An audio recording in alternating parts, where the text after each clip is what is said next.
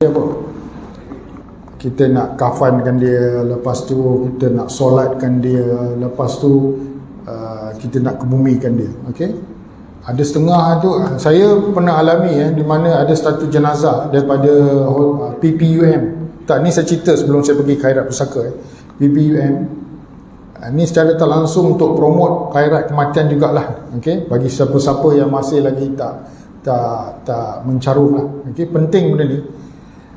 Satu, bukan kerana ada setengah kata saya mampu, kenapa saya nak mencarum khairat kematian, tapi kita nak kutip pahala tu. Pahala di mana kita bila kita masuk khairat kematian, kita menyumbang bagi orang yang tidak berkemampuan. Okey. Jadi saya ada satu kes di PPUM di mana dia tak mencarum mana-mana lah. Okey. Untuk pengetahuan, untuk mandi pihak hospital Subaya bayar kos. Untuk daripada hospital nak pergi ke tempat perkuburan, kos van kena bayar. Okey. Nak solat ada setengah memanglah, tapi yang memang kan orang solat jenazah orang kata ikhlas kan, tapi ada setengah-setengah memang menunggu sampul kecil tu. Auzubillah lah kan. Betul tak? Ada setengah-setengah lah. Jadi kalau semua percuma, alhamdulillah. Nak ke bumi, nak kena bagi bayar apa semua. Jadi semua kena bayar. Jadi dalam dunia sekarang semua kena bayar. Bila ada kes ada khairat kematian ni ialah jadi semua ditanggung oleh persatuan khairat kematian surau atau masjid. Jadi bagi saya, bagi sesiapa yang jiran kita ke sesiapa ke, promote untuk masuk ahli khairat kematian. Bukan kerana ada setengah tu mampu, tapi kita nak satu ialah ukhuwah lah, di mana ahli masjid, ahli surau datang ke kumpul bahan-bahan kafan untuk mandikan dia sama-sama. Memanglah dia inilah, kalau bukan ahli ni saya tak tahu lah kena bayar ke tak, kena kan saya rasa kan. Okey. Jadi itu ialah tentang khairat kematian. Jadi khairat pusaka, kenapa ini adalah ini pergi cari yang memang tak ada dalam mana-mana Al-Quran atau hadis, memang tak ada. Okey, ini cuma adalah salah satu perkhidmatan yang disediakan oleh satu syarikat yang panggil Wasiah Syok Berhad. Okey. Jadi dia menggunakan konsep yang sama, iaitu konsep khairat kematian, di mana apabila kita meninggal, semua urusan pusaka adalah percuma. Itu konsep dia. Maksud ialah selalunya bila kita kita tak ada apa-apa perancangan, di mana bila seseorang tu meninggal, okey, waris-waris selalu bertanggung. Salah satu sebab kenapa dia bertanggung, kos dengan masa. Tak apalah, tak kisahlah, tunggulah dulu. Alam kubur arwah mak atau ayah masih lagi merah, buat apa lagi kita nak buat? Tunggulah dulu. Kita kalau boleh kita nak segerakan, seperti mana kita segerakan jenazah untuk dikebumikan, begitu juga dengan harta pusaka dia lah, supaya kita dapat segerakan semua tu. Jadi saya dah bagi tahu dalam kuliah-kuliah yang sebelumnya, ialah dalam bab pusaka ni dia ada 3. Satu ialah mentadbir, bukan maksud saya bukan mentadbir, mendapat surat kuasa. Mendapat kuasa nombor 1. Nombor 2 ialah mentadbir harta. Lepas tu 3 baru ialah bahagi harta. Nampak? Bahagi harta tu yang last sekali. Bahagi harta iaitu sama ada secara faraid, secara hibah dan lain-lain lah. Jadi sebelum kita nak pergi ke bahagi harta, kita kena buat surat kuasa dengan takbir. Jadi syarikat Wasiah Syok ni telah memperkenalkan satu produk dipanggil sebagai khairat pusaka. Saya pun mencarum jugalah benda ni, kerana saya tak nak nanti bila saya meninggal isteri saya teraba-raba. Jadi dia ada satu nombor, panggil ahli syarikat tu, dia akan datang ke rumah. Okey, dan dia akan buat semualah. Jadi senanglah. Selalunya kalau kita sayang isteri kita atau pasangan kita buatlah khairat pusaka. Okey, khairat pusaka ni sama, contoh dia ialah dia mencarum setiap bulan, tapi untuk khairat kematian dia mencarum setahun sekali. Okey, dulu produk ni dia setahun sekali, tapi dia dah ubah lah, saya tak tahulah dari segi kos dan sebagainya. Jadi dia ubah, okey, ke sebulan sekali. Jadi hari ni baru saya cerita pasal produk lah. Sebelum-sebelum ni saya tak pernah cerita pasal produk. Okey. Jadi khairat pusaka ni konsep dia sama, di mana untuk harta yang kurang daripada 2 juta ke bawah, okey, umur daripada 18 hingga 45, kita cuma mencarum RM50 saja. Okey, dan 46 hingga 60 kita mencarum 115. 60 ringgit, sorry. Untuk harta lebih daripada 2 juta, dia adalah umur 18 hingga 45 ialah 115. Untuk lebih daripada 2 juta, dia mencarum 125. Kenapa untuk harta yang lebih 2 juta ni dia lebih dia lebih sebulan caruman dia? Kerana yang lebih 2 juta dia melibatkan permohonan surat kuasa ni di Mahkamah Tinggi Sivil. Bila sebut saja Mahkamah Tinggi Sivil, dia melibatkan peguam. Jadi apabila kita mencarum, peguam ni pun percuma juga. Kerana kita mencarum setiap bulan, iaitu kalau umur kita 18 hingga 45, 115. Kalau 46 hingga 60 baru 125. Okey, kerana dia melibatkan kos lawyer dan sebagainya lah. Jadi itu nombor yang masuk saya caruman dia lah, dan caruman dia selama 15 tahun. Jadi 15 tahun. Jadi sekiranya katakan kita umur 46, jadi 15, 61 habis lah.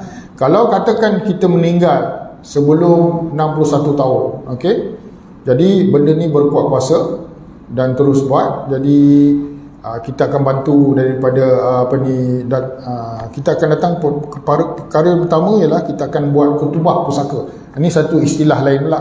Kutubah pusaka ialah dia akan datang ke rumah dan dia akan bagi briefing lah kepada ahli keluarga apa yang patut dibuat untuk arwah ni lah, harta arwah ni. Okey, jadi kita ada macam pihak ketiga yang datang untuk membantu bagaimana kita nak menguruskan hal-hal pusaka. Okey. Jadi apabila mencarum ni dia akan bagi satu kad. Jadi kad ni kena bagi tahu dekat waris lah, dekat waris. Okey, lepas tu kita akan dapat satu dokumen yang kita panggil juga dokumen perlantikan wasi. Okey, dokumen ni atau dalam istilah lain dokumen perlantikan wasi atau kita panggil sebagai wasiat pentadbiran. Wasiat pentadbiran ialah kita lantik wasi atau istilah lain kita panggil sebagai pentadbir harta lah. Pentadbir harta kita lantik. Jadi apabila kita lantik benda tu, jadi kalau kita meninggal, dia akan menjadi pentadbir harta lah kepada harta kita. Contohnya kalau isteri dia lantik suami, kalau ada setengah isteri dia tak nak lantik suami dia, lantik anak dia, terpulanglah masing-masing. Okey, jadi begitu juga dengan suami, dia lantik isteri dia lah. Tapi yang benda-benda lain tu dibantu oleh pegawai syarikat ni tersebut lah. Okey, jadi kenapa sebenarnya benda ni boleh dibuat oleh kita sendiri. Contohnya macam saya saya sendiri buat untuk arwah pusaka abah saya lah. Okey, di mana saya isi borang A. Untuk pengetahuan, borang A ni boleh diisi secara online.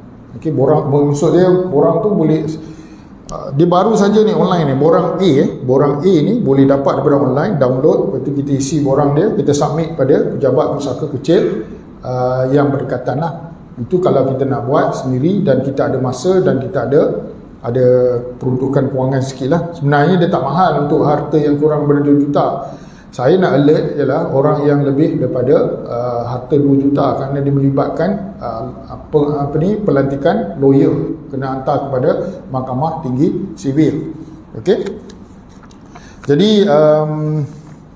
Jadi bila saya hantar borang A, lepas tu sebelum saya nak hantar borang A, saya kena adalah CJ kematian, saya kena ada apa lagi, CJ kematian atau IC saya, surat beranak saya. Surat beranak tu kan apa? Untuk menentukan bahawa saya ni anak pada arwah. Lepas tu kalau meninggalkan isteri, dia mesti ada CJ nikah lah, CJ nikah atau surat nikah menandakan bahawa inilah balu kepada arwah dan sebagainya, kita hantar. Lepas tu kita kena ada salinan setiap harta tu lah, geran. Okey, kalau geran tu kalau harta tu masih lagi dalam berhutang, kita ada perjanjian jual beli. Okey, jadi ada tawaran pinjaman dan sebagainya. Jadi itu semua dihantar kepada jabat pusaka kecil lah. Jadi kalau di sini ialah jabat pusaka kecil di daerah ni daerah Hulu Langat kan, Hulu Langat. Jadi saya rasa kemungkinan berada di Kajang lah jabat pusaka kecil. Selalunya jabat pusaka kecil ni dia selalu ni attach dengan pejabat tanah Hulu Langat. Pejabat tanah Hulu Langat kat mana? Kajang kan? Bangi. Bangi, sorry. Saya hiris balik. Okey, dekat Bangi. Saya pun tak berapa ni sangat area ni, jadi benda ni mungkin di Bangi lah. Okey, jadi dia akan attach di Bangi. Jadi itu kalau buat sendiri. Kalau tak mau buat sendiri, jadi boleh lantik kita lah, tapi kena carum 50 kalau umur kurang daripada 45 ialah RM50. Jadi senang saja carum. Sekiranya kita mati sebelum tempoh 15 tahun, jadi semua urusan akan dibuat kita lah. Cuma dia nak kerjasama daripada kita lah. Okey, kerjasama daripada kita dan supaya bagi semua dokumen yang berkenaan lah. Okey, dia akan buat. Okey, jadi tu pulang lah. Saya bagi bagi option, sendiri buat pun boleh, nak suruh syarikat buat pun boleh. Tapi yes. Tak, dia setiap bulan. Dia setiap bulan lah. Setiap bulan. Dan tadi saya kata caruman selama 15 tahun. Okey, sama juga dengan khairat kematian, dia pun caruman setiap setahun. Okey, setiap tahun kena ni.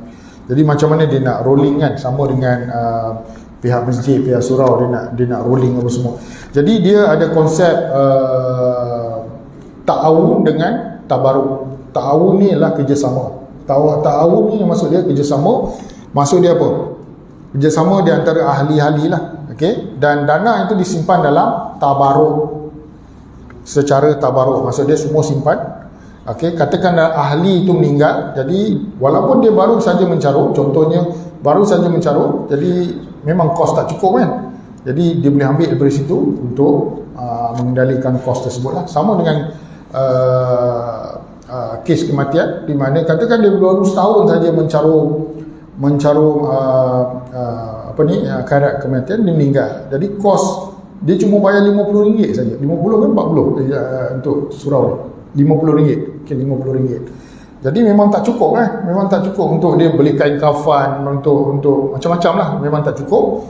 Tapi disebabkan konsep tabaruk ni ialah sama-sama, mana kerjasama di antara masing-masing masuk dalam fund tu yang dipanggil tabaruk. Jadi untuk biayai kos kematian, kos pemumian dia dan sebagainya lah. Begitu juga dengan kes khairat pusaka ni. Jadi memang kos dia lebih, tapi disebabkan kita ambil daripada tabung tabaruk ni, jadi dia dapat meringankan ni. Jadi dengan ini, apabila kita masuk khairat kematian atau khairat pusaka, kita kena niat bahawa dia boleh bersifat sebagai amal jariah lah. Sama contoh macam kita masuk khairat kematian kan, sebenarnya dia ambil daripada tabung tabaruk ni, kita pun dapat amal jariah kerana kita menyumbang kepada kos dia. Okey, jadi itu yang saya masukkan. Kita ada konsep amal jariah, akan ada konsep ta'awun, itu bekerjasama, dan konsep tabaruk. Okey, ada 3 di situ. Okey, saya dah ceritakan bahawa kita akan bagi juga dokumen pelantikan wasi, itu pentadbir harta. Tapi pada masa dalam dokumen tu juga kita ada senarai di mana kita minta pemilik harta tu menyenaraikan semua harta dia, menyenaraikan juga siapa yang berhutang dengan dia. Ada juga list juga yang menyenaraikan siapa dia berhutang. Orang berhutang pada dia berhutang pada orang. Jadi dua-dua dia ada satu kolom dalam tu tulis. Ada lagi satu lagi, kita ada satu senarai juga untuk catat waris faraid. Okey, saya sebenarnya bila buat harta pewarisan harta Islam ni, jangan terkejut kadang-kadang orang tak, saya banyak simpan rahsia ni. Okey, contohnya kan, bila saya buat, jadi saya kena tahu kenapa. Contoh hari tu saya bawa isteri saya pergi jumpa ni lah. Jumpa dia tak cerita. Lepas tu sekali kedua saya datang, sebenarnya Dr. Umar macam ni, saya ada isteri lagi satu. Okay? Jadi dia kena declare. Dia kena declare walaupun anak tak tahu, tapi dia kena declare. Kenapa kena declare? Kerana nanti harta tu, isteri nombor satu dia 1/8. Dia sebenarnya kalau seorang isteri 1/8. Kalau dua isteri dah 1/16. Dia 1/16. Jadi maksud dia isteri yang satu tu dia tak boleh dapat 1/8, dia dapat 1/16. Dia tak ada istilah isteri junior, isteri senior. Isteri junior satu hari kahwin pun katakan dia dah meninggal, masih lagi sama hak dia dengan isteri senior. Jadi itu yang terbongkar lah. Jadi saya tak kata apalah, saya simpan lah rahsia dia, tapi saya bagi contoh lah dalam ni. Okey. Jadi macam-macam kes. Kes kahwin dua ni ada 2-3 kes lah saya handle. Ada satu lagi dia apa ni, pasal kita nak lantik wasi kena ingat bila kita lantik pentadbir harta, okey, dia tak ceritakan. Jadi saya assume, saya andaian bahawa ni dia punya wasi dia ialah isteri dia lah. Lepas tu dia kata tak boleh letak nama isteri. Saya kata kenapa tu Haji?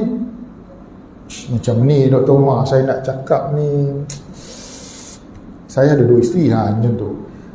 Apa implikasi dia apabila letak isteri yang nombor 2 ni sebagainya? Implikasi dia ialah isteri nombor 1 tak tahu. Jadi boleh perang besar lah nanti. Boleh perang besar bila dia meninggal.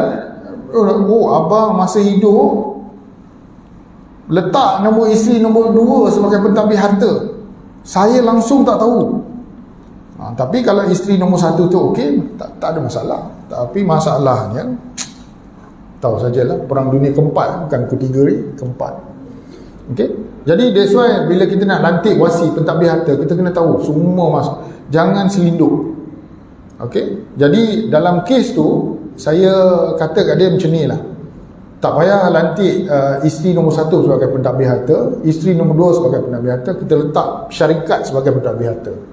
Jadi untuk jalan tengah. Kalau letak nombor 1, isteri nombor 1, isteri nombor 2 mengajuk, letak nombor 2, isteri nombor 1 mengajuk.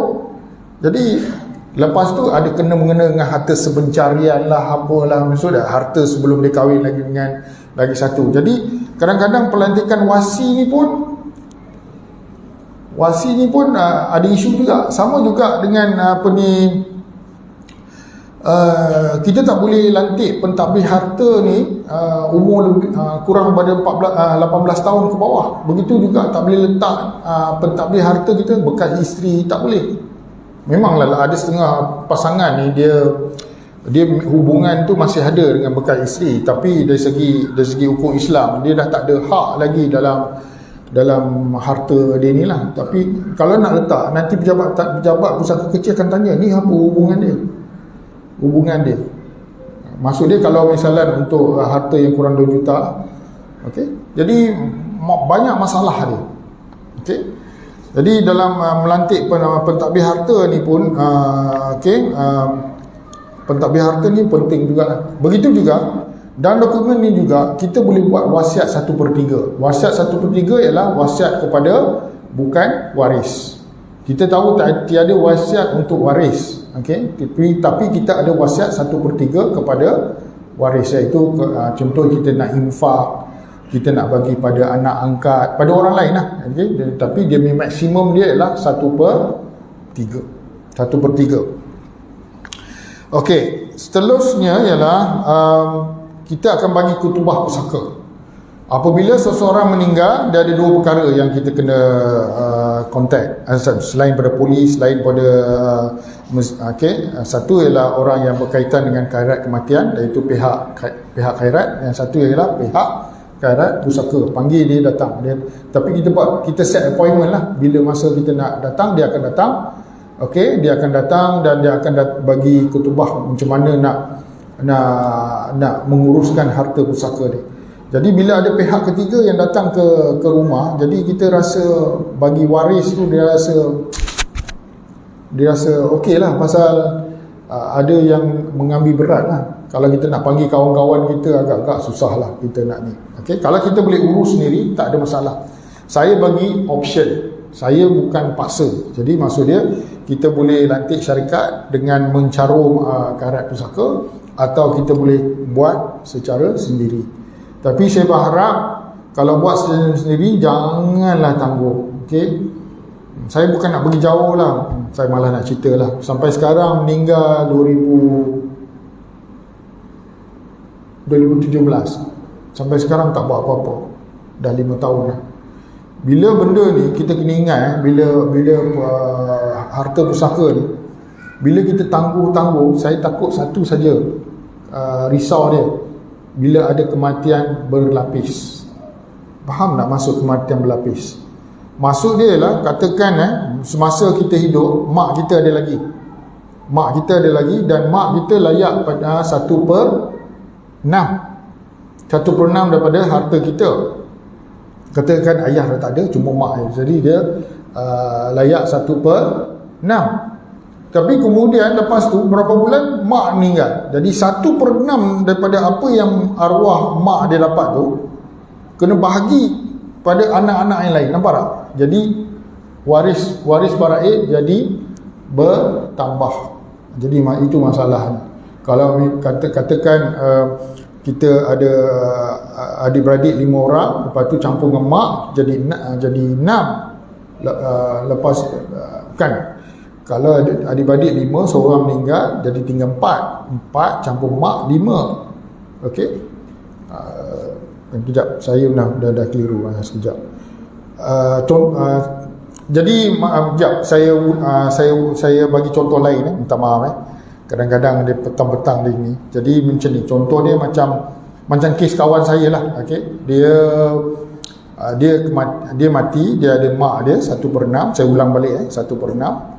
Okey, dia dapat 1/6. Jadi sebelum ni suami dia dapat 1/4, dan mak dia dapat 1/6, dan bakinya kepada anak laki dan anak perempuan. Anak laki ialah 2 bahagian, anak perempuan ialah 1 bahagian. Mak dia meninggal. Bila mak dia meninggal, okey, jadi 1/6 tu jatuh kepada adik ipar dia lah. Maksud dia suami dia punya adik ipar lah, jadi ipar. Kebetulan katakan adik ipar dia semua perempuan, ada juga bahagian untuk mak saudara dengan bapa saudara. Nampak tak bilangan waris faraid itu bertambah. Jadi ada setengah sampai kematian dah 3 lapis. Cuba bayangkan. Saya pernah handle kes sampai kematian 3 lapis. Jenuh saya pula tak suka cakap mulut. Saya kata, tuan ambil kertas, saya tulis. Lepas ni berapa, baru dia nampak macam mana daripada tu kembang. Jadi maksud dia adalah waris faraid itu bertambah. Jadi khutbah pusaka ni dia menceritakan semualah. Okey, kena bayar hutang dulu, okey, kena bayar hutang pada manusia, hutang pada Allah dan sebagainya. Okey. Dan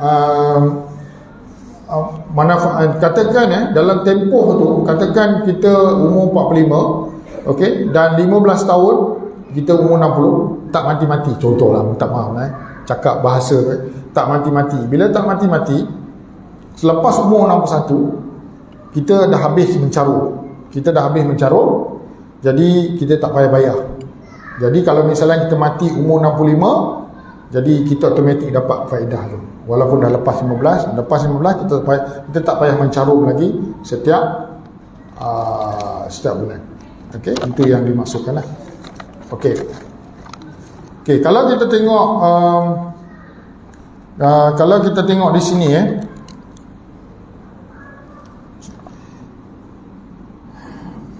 Okey, kalau kita tengok sini, apa yang kita uruskan ialah rumah, tanah, kereta, akaun bank, saham, tabung haji. Tabung haji kalau tiada penama.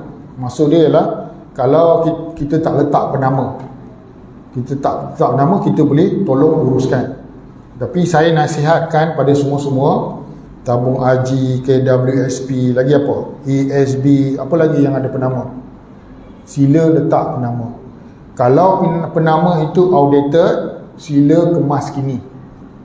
Katakan kita letak pada nama seseorang, orang seseorang tu meninggal. Jadi esok kalau ada masa kita tengok, kalau kita tak buat ada penama, kita buat bagi ada penama.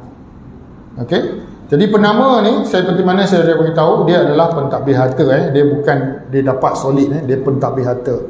Jadi kalau tak buat apa-apa dia akan pentadbir harta untuk agihan faraid.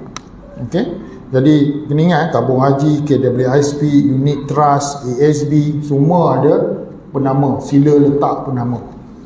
Okey. Kalau tak ada kita boleh uruskan. Cuma masalahnya bila letak penama senang sikitlah, senang sikit. Okey, kos yang ditanggung di sini ialah satu ialah consultation, okey. Okey, maksud dia adalah perundingan free. Kita pemfile borang A free.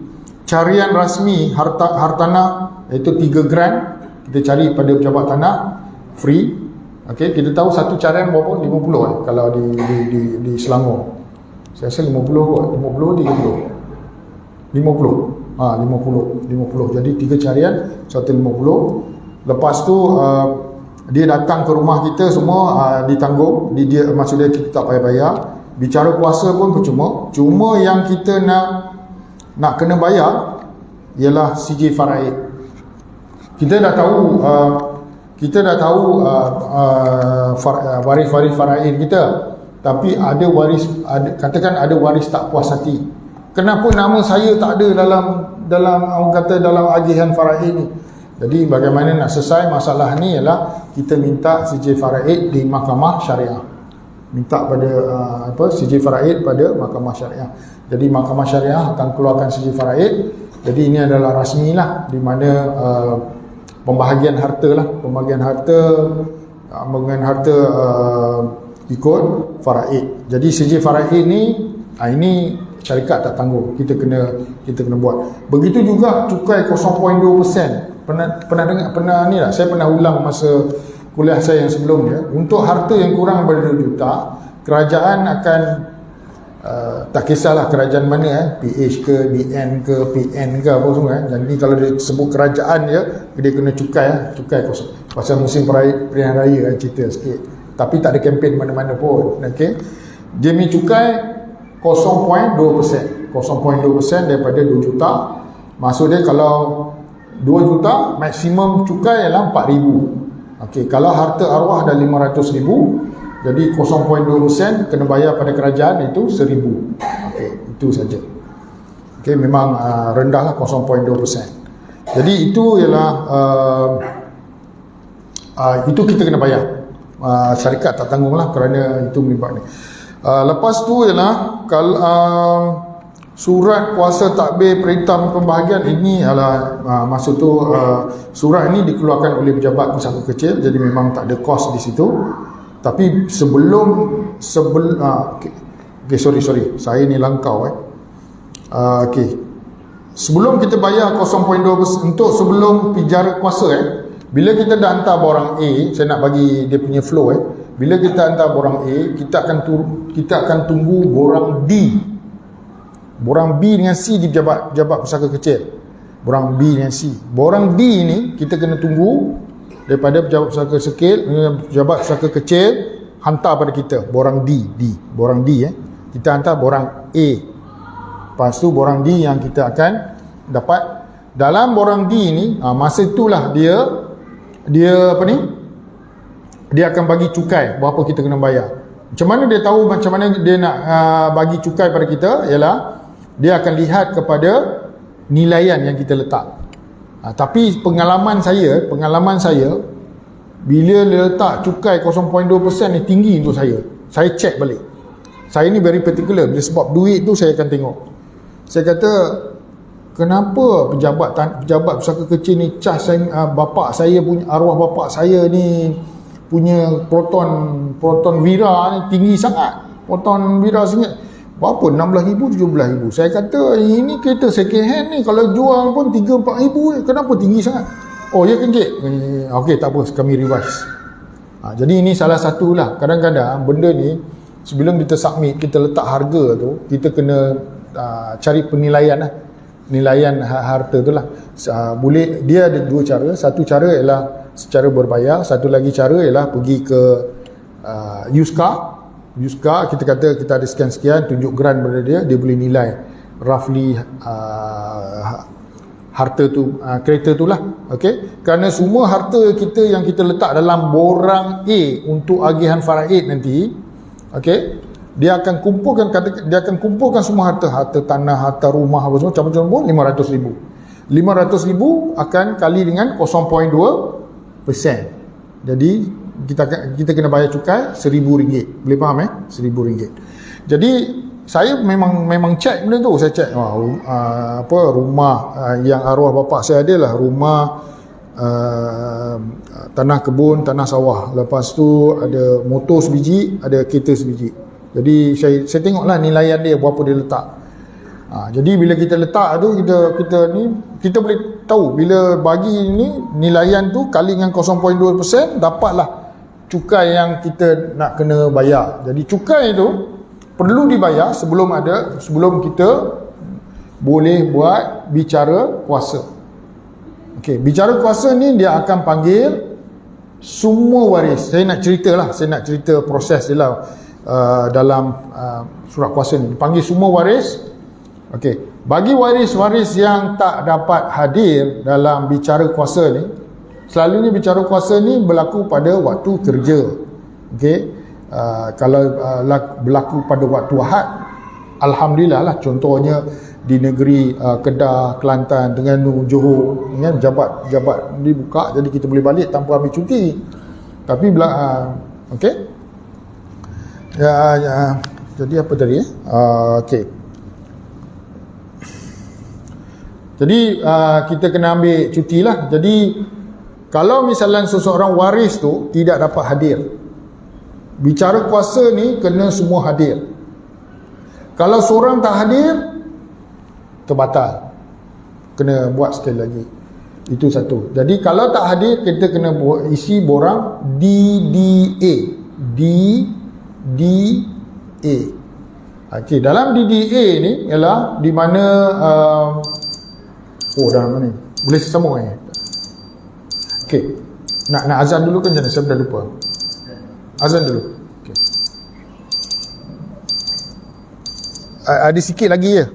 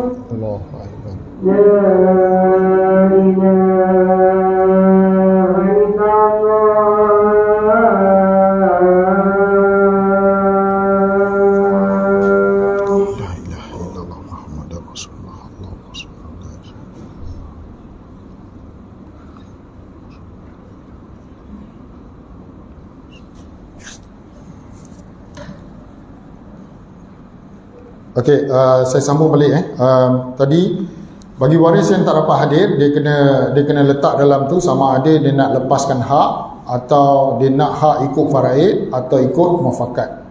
Okey. Untuk pengetahuan semua kalau berlaku pergaduhan, perselisih faham semasa bicara kuasa pejabat pegawai pesaka kecil, dia kata kita stop lah bicara kuasa ni. Awak semua, tuan-tuan, puan-puan, balik bincang, nanti bila dah bersedia datang balik. Dia tak mau dengar, masa tu dia mau dengar semua sepakat. Kalau tak ada sepakat, dia tak mau dengar lah. Ni aku nak, ni aku nak. Dia tak mau dengar. Dia nak macam tu lah. Sama juga macam saya ada mak tiri Jadi saya panggil mak tiri saya masuk dalam bicara kuasa. Jadi ada benda mak tiri saya tak dapat dan dia pun setuju. Dan pentadbir harta tu pun cakap, pegawai tu kata nama dia Nah bin Ahmad Nah binti Ahmad. Nah binti Ahmad setuju tak benda ni dia tak dapat? Dia cakap 3 kali setuju. Baru dia terima. Okey, kalau ada bangkang sikit memang tak ada. Ini saya nak cerita dalam ni lah. Ini untuk harta kurang pada 2 juta. Kalau lebih pada 2 juta, satu ialah kita kena dapat grant probate. Grant probate ni ialah untuk dia nak tahu ialah siapa yang takbir harta. Okey. Jadi kalau dapat grant probate ni ialah grant probate ni daripada wasiat pentadbiran atau yang kita lantik wasi lah. Kalau ada bentuk tu kita boleh tunjuk kepada maksud dia kita boleh tunjuk kepada mahkamah. Jadi dia akan terus lantik grant probate pada seseorang lah. Tetapi kalau harta itu tak ada maksud dia lah tak ada pentadbir harta. Jadi kita kena minta letter of administration atau surat mentadbir. Kalau lebih pada 2 juta dia kena cari bond penjaminan 2 orang yang harta sama dengan dia. Senang cari. Selalunya lawyer pun tahu prosedur dia ialah dia akan minta pengecualian lah, saksi 2 orang yang ada bond. Saya rasa 2 orang bond jaminan untuk sama harta dia. Okey, barulah dia lantik LA lah, letter of administration atau dalam bahasa Malaysia dia panggil surat mentadbir. Jadi di mahkamah tinggi sivil ni proses dia lebih lama sikit lah. Kalau langsung kita tak buat apa, kita kena ada LA bond jaminan. Lepas tu kita kena submit tu dulu. Maksud dia minta tu, tapi kita kena minta pengecualian daripada bond jaminan tu. Okey, 2 juta. Jadi saya selalu cakap dengan kawan saya yang harta lebih pada 2 juta, kawan saya ni 5 juta.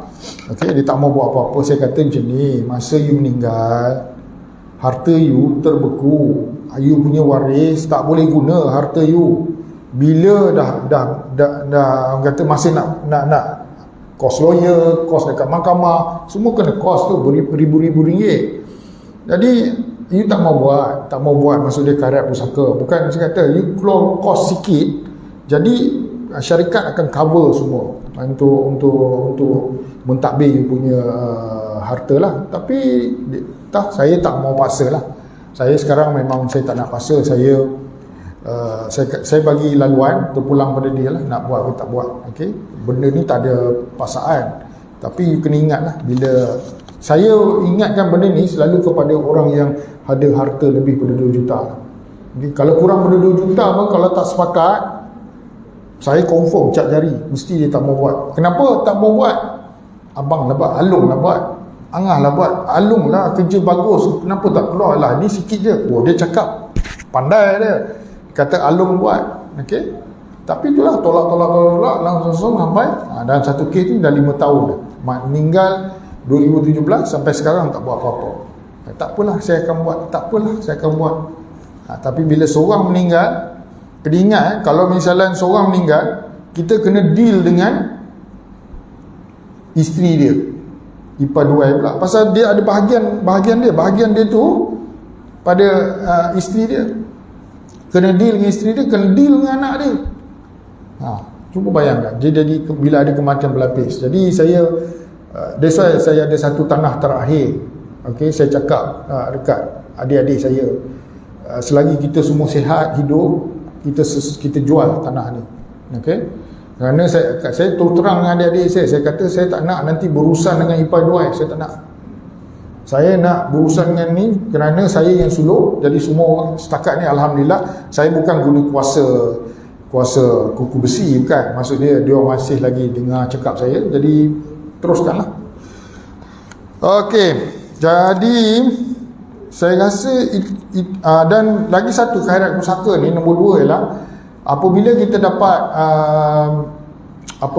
dapat lepas kita dapat borang D untuk bicara kuasa, kita akan dapat borang E. Lepas hasil pada bicara kuasa, kita akan dapat borang E atau borang F. Borang E ialah dia terus bahagi harta tu kepada waris-waris yang cakap dalam borang A itulah. Macam harta arwah bapa saya, dia akan bagi kami 5 beradik, rumah 1/5, tanah getah 1/5, tanah bendang 1/5. Lepas tu motor saya punya, maksudnya saya dapat, yang lain-lain setuju. Kenapa motor tu letak nama saya, orang lain setuju. Kalau orang lain tak setuju, saya terpaksa lah, ya, siapa yang nak ambil. Lepas tu kereta bagi pada adik saya yang lagi satu. Jadi dia keluarkan borang E tu, ambil borang tu, pergi ke JPJ dengan geran, dia terus tukar kepada adik saya. Begitu juga motor, ada geran motor, campur dengan borang E tu, pergi ke sana, staff JPJ tak mau cakap apa, dah tahu memang ni, dia terus tukar. Begitu juga geran tanah, pergi ke pejabat tanah, iaitu kita daftar perintah di pejabat tanah, maksud dia kita nak bubuh nama kita, itu kita kena bayar lah, syarikat tak tanggung. Okey, pergi tukar nama, dah ada borang E tu ni. Kalau borang F ni ialah harta yang masih ada hutang. Contohnya macam rumah, dia bagilah borang F. Jadi nanti you berurusan lah dengan bank yang berkenaan tentang siapa nak bayar dan sebagainya. Okey, jadi saya rasa itulah tentang khairat pusaka. Jadi ada banyak sebenarnya saya nak cerita, tapi tak apalah, saya setakat ni boleh faham apa itu khairat pusaka. Okey, supaya dia memudahkan sebagaimana khairat kematian. Khairat kematian bila kita masuk, dia akan uruskan jenazah secara percuma. Khairat pusaka, dia akan uruskan pusaka secara percuma. Okey? Yes. Kebiasaannya kalau rumah biasa dia buat macam mana? kalau rumah. Rumah sendiri dia. Okey. Okey. Kalau rumah, kalau kita tak buat apa-apa, dia ikut faraid.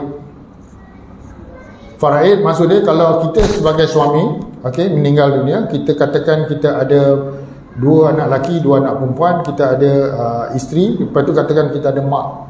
Jadi isteri akan dapat 1/8, mak akan dapat 1/6, baki dia kepada anak lelaki 2 bahagian, anak perempuan 1 bahagian.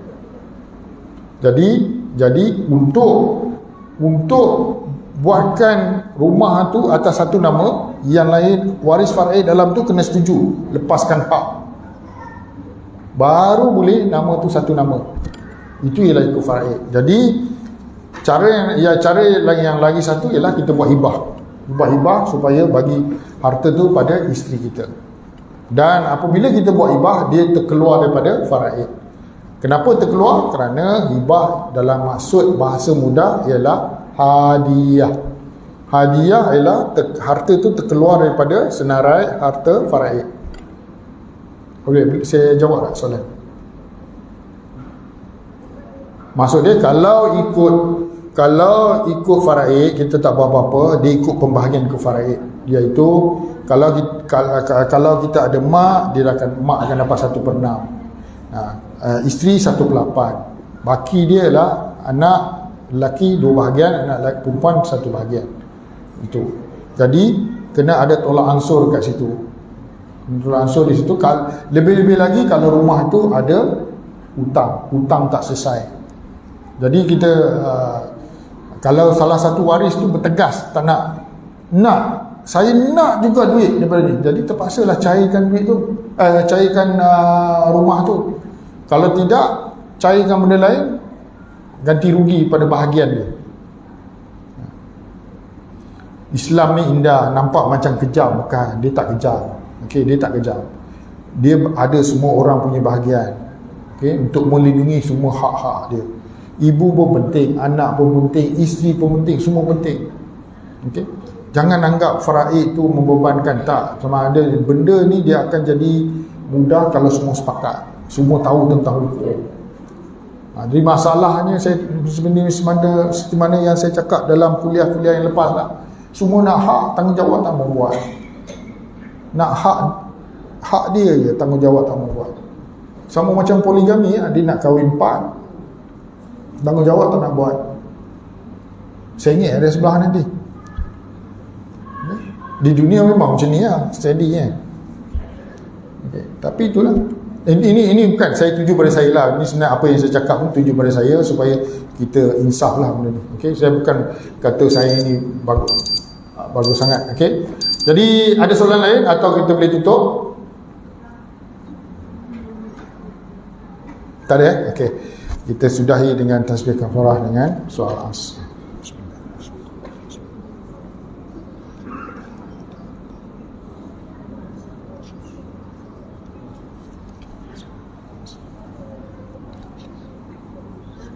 Okay, terima kasih.